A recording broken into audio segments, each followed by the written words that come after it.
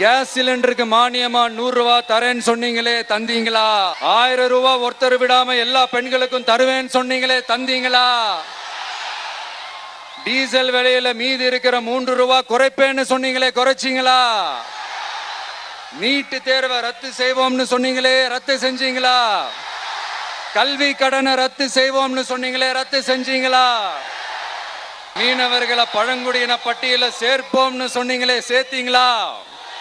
மீனவர்களுக்கு 2 லட்சம் வீடுகள் கட்டித்தரப்படும் சொன்னீங்களே, கட்டி தந்தீங்களா?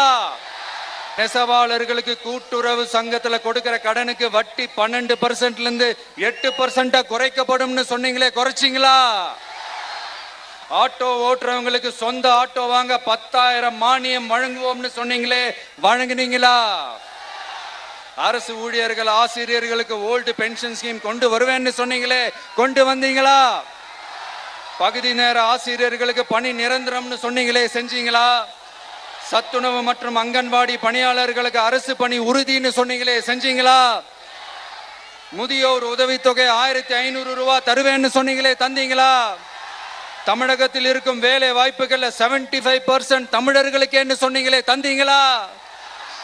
3 லட்சத்தும் மேல் இருக்கிற காலி பணியிடங்கள் நிரப்பப்படும் சொன்னீங்களே, நிரப்புனீங்களா? தூய்மை பணியாளர்கள் பணி ஊதியம், ஓய்வூதியம் போன்ற கோரிக்கைகள் நிறைவேற்றப்படும் சொன்னீங்களே, நிறைவேற்றினீங்களா?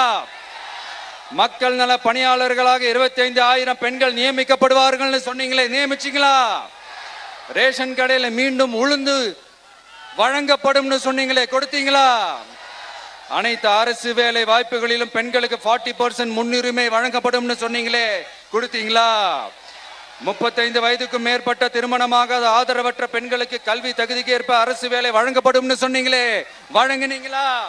வகுப்பு வாரியத்தின் கோரிக்கைகள் பரிசீலிக்கப்பட்டு மேற்கொள்ளப்படும் சொன்னீங்களே, செஞ்சீங்களா? அரசு வீட்டு வசதி மற்றும் குடிசை மாற்று வாரிய வீடுகளில் மாற்றுத்திறனாளிக்கு ஒதுக்கீடு செய்யப்படும் சொன்னீங்களே, செஞ்சீங்களா? இலங்கை தமிழர்களை காப்பாற்ற ஒரே தீர்வு பொது வாக்கெடுப்பு தான், அதை நடத்த வலியுறுத்துவோம்னு சொன்னீங்களே, செஞ்சீங்களா? அப்படியே நம்ம கேள்வி கேட்டுக்கிட்டே இருக்க வேண்டியதுதான். இவங்க கிட்ட இருந்து எந்த பதிலும் வரப்போறது இல்ல. ஏன்னா இருந்தாதானே. அதனால நான் உங்களை கேட்கிறேன், செய்வோம் செய்வோம் செய்வோம் செய்வோம்னு சொன்னாங்களே, செஞ்சாங்களா? சத்தமா சத்தமா?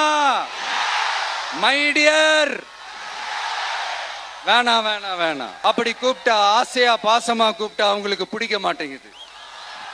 அதனால கேக்குதா மை டியர் சிஎம் சார்?